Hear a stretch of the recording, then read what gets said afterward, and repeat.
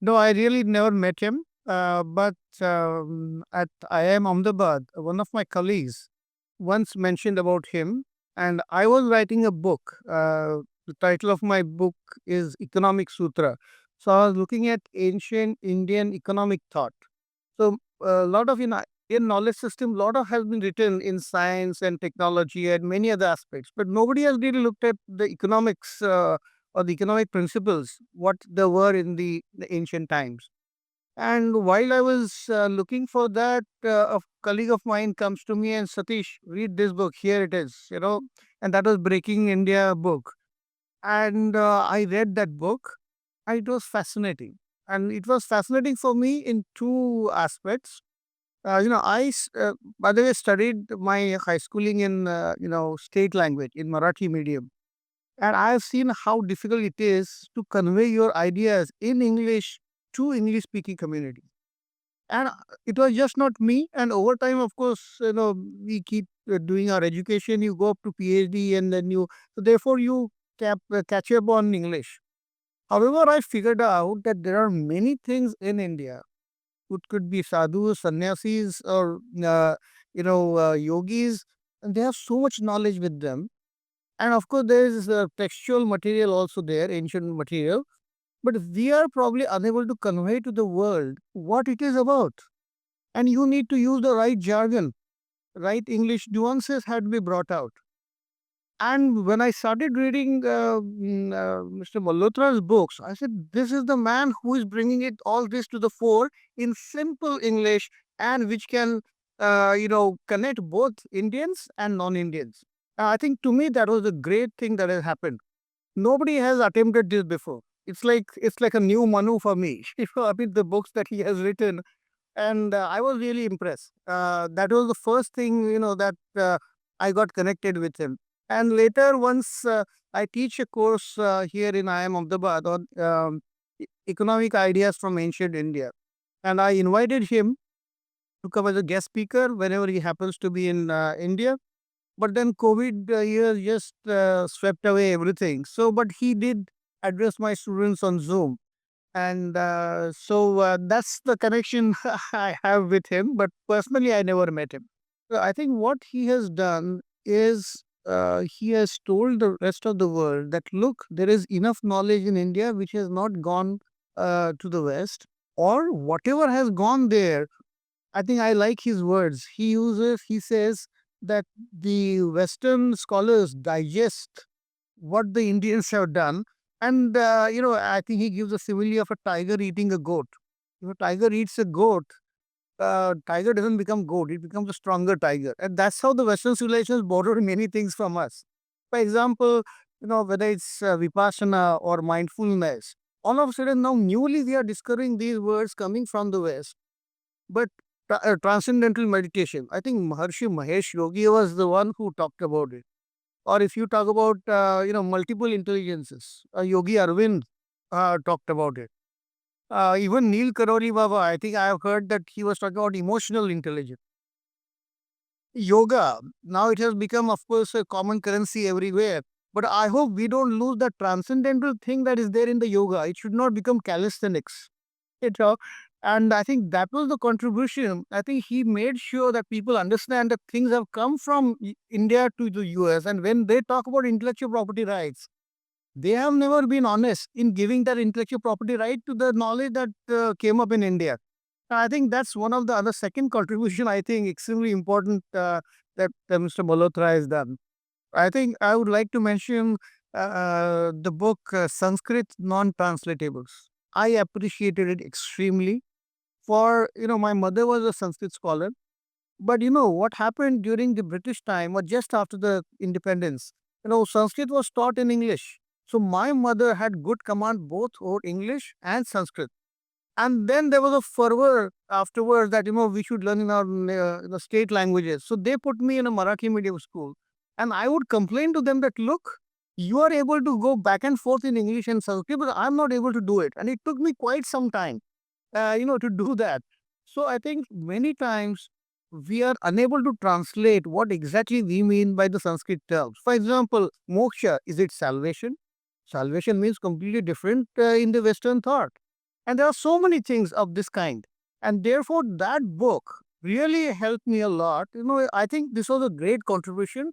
Otherwise, people use the nuances differently and it gets misinterpreted.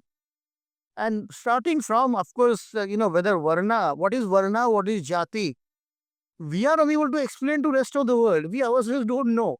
And we needed somebody who knows both sides and therefore can use those terms and explain very well. So I think Sanskrit translatables, non-translatables was, I think, one of the fine contributions that he has done. I think one after the other, but this comes to my mind. No, it has certainly impacted me personally. After I wrote that book, Economic Sutra, I further wanted to write something about it. And when I started reading his books, each one is a magnum opus by itself, I think. And I said I should contribute more. And that was a great incentive for me. Then, of course, you know how the academic life is, publish or perish. So you are talking about this trade-off. Should I just go through the normal process of publications so that I am recognized in my field? Or should I choose a path which is not trodden by anybody else? And he gave me that insight that no, you should do whatever is required to be done. Forget about the regular publishing world, uh, publish or perish, that kind of mentality. And therefore, I looked at few other documents. I got to know this. When I wrote that book, I had studied Kagle's 3-volume books on Kautilya's Arthashastra. And there, Kautilya said this is a received knowledge. And I received this knowledge from Shukracharya. And then there is no book by Shukracharya available, and no treatise of that kind is available. And I think there's a Baroda connection to this. In Baroda library, there was an old volume of Shukra Niti Sara. And Sara means abridged version. So Shukra Niti, so abridged version of Shukra Niti was available. And then I read there was a translation available as well. And I could, that was a rudimentary translation, but because I also studied Sanskrit in high school, thanks to my mother, and at least I had to take at least for 3, 4 years. So I could relate. And I wrote a paper on Shukra Niti Sara as well. And there are unique contributions in even Shukra Niti Sara. So I could bring that out. Nobody has known. I mean, as an undergrad student in Gokhale Institute in Pune, we had a subject, the history of economic thought. And there was a book by Eric Roll, and then there's another book by History of Economic Analysis by Joseph Schumpeter. So when Joseph Schumpeter, he wrote the book History of Economic Analysis, that book was reviewed by one Chicago economist and from finance measure, and he said, well, I'm surprised that nothing in this big volume, there is no mention of India. I'm sure a country which has had a multi-millennial civilizational history, nobody has said anything on economic matters or economic principles. That just can't be. And but he of course left it there. And when I read that statement also, I said, no, we must focus more on this. So forget about my regular publishing. But what is important is the marginal contribution or marginal valuation by studying these matters is probably much more for us in general. And therefore, I looked at that Shukran Sara book as well. So I think hopefully in the undergraduate courses, there will be, when they teach history of economic thought, I'm sure there will be some enough now material available to teach Indian students or students at large throughout the world about India's contribution as well. I'll just give you one example. Arjuna has many names, right? Partha is one because Pritha's son, that is Partha. Then there is another name for him, which is he was ambidextrous, and therefore there is another name for him, Sauvyasachi. There is one more name for him, Dhananjaya. We all know Dhananjaya is Arjun. But why these names? There must be some reason for them. And Dhananjaya means somebody who is very good at finance. So among the 5 Pandavas, he was the one who was very good, and therefore he advises Yudhishthira. And there's in Mahabharata, there's a story that he tells at the drop of a hat, Yudhishthira would say, I don't want to become king. I have to manage finances. I have to borrow money for public goods, this, that, and there are quite a good amount of discussion of this kind. And he says, I don't want this. So Dhananjaya, Arjuna tells him, look, this is no different than what you do in your everyday life. Look, we have existing stock of elephants. And that existing stock of domesticated elephants is used to capture one more wild elephant, right? That's the interest. The stock of existing domesticated elephants is the principle, the stock concept. And that is being used to get interest, that is additional wild elephant. Look at the simile. I think phenomenal. And there are so many examples of this kind.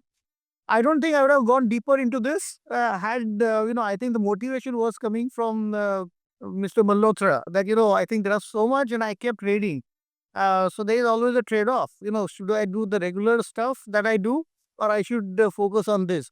So to me, Mr. Malhotra was a great inspiration. And I must add, it is not just about giving the existing information to the rest of the world, even clearing misconceptions. Misconception not among the Western world, but even among Indians as well. I've heard this among the North Indians. Sometimes you hear the story, "Aap Manuwadi hai." You are a follower of Manu, as if it is something bad. And then he explained that Manu Smriti is not a religious text. We ourselves don't know it. It is a constitutional text. And there was a Narada Smriti, Manu Smriti, there was a Yajnavalkya Smriti, there are many Smritis. And each one actually bettered the previous ones. And finally, there was he talks about one lady in Lakshmi Devi, and she wrote a commentary on these Smritis, which are constitutional texts. These are not religious texts. And that is much liberal in terms of importance given to women and many other things. So to me, it was also a revelation that Manusmriti is not a religious text. It's a constitutional text. What we have in 1950, we had in 1950, that was the constitution, modern constitution of India. At different phases of time in India, different for many millennia, there are different constitutional texts. Those are not religious texts. You cannot blame Hinduism or Sanatana Dharma or many other things probably that mentioned there. But no constitution is perfect, and therefore it improves over time, right? But there are good things in them as well. Take the good things and you move forward. And take a virtuous pride in saying that many things were good, which were talked about at that time. And this is not a religious text. I'll just use one word which I heard from him. I'm sure it was there before, but he was the one who introduced it to me. He always say that do Purva Paksha. No, Purva Paksha is understanding the other side first, right? And I think that's a wonderful thing. You will think, what's so great about it, Satish? But we never do that. We must understand other Western regions first, and then we will be able to compare and see that how things are much better in our lives. Now, I give example. Now, I could relate that to one of the Purva Paksha I did. In the English, the Shakespeare's drama, Merchant of Venice, right? What is the most famous line there, if you can recall? A pound of flesh and not a drop of blood, right? And you probably, many of us, and you also know the story that there was Antonio and his friend, they borrow some money, and Shylock is the Jewish moneylender. And you know why Jews have been the moneylenders? Because in the Western tradition, charging interest was a sin. All West Asian region, including Greek religion also, charging interest was, Aristotle said money is barren. Money cannot produce money. And Cato the elder said charging interest is as bad as murder. And same idea got carried forward in the three Western religions later on. So it was a sin. So, but Jews could charge interest to non-Jews, and therefore they became the money lenders all the way till the Second World War. Therefore, they were villainized as the bankers and money lenders, right? That's the brand they got. Now, when you say, when is that famous line that pound of flesh, not a drop of blood, what it's telling you is that charging interest was not considered good, right? And you know the story, then Portia, the fiancée of Antonio, comes and she says, the court, and Michael goes to court and she says, yes, hold on, only a pound of flesh, not drop of blood should, drop on the floor. This wonderful story has a darker side to it. In India, charging interest was not considered as sin, right? I mean, Panini 700 BCE, he's talking about daily compounding and monthly compounding. And the example I gave of Dhananjaya telling Yudhishthira about what interest is. So I think if you do Puro Paksha, understand the Western religions, and then you compare our own, I think we figure out that there are so many good things in our own traditions. So from Mr. Malhotra, I think doing Purva Paksha, that is so important. Another thing I got from him. So salute to him. I know he's a prolific writer and he will not give up. He will continue writing newer and newer things. Of course, I think his latest book is on artificial intelligence. Now, how it can take over your mind and other things. And therefore, having clear understanding of our own religion is important. I'm sure he's going to continue and write further. We look forward to it. I will certainly be looking forward to his books. And in my own way, therefore, I get some incentive, my selfish interest. So I can also contribute a little bit based on the works that he does.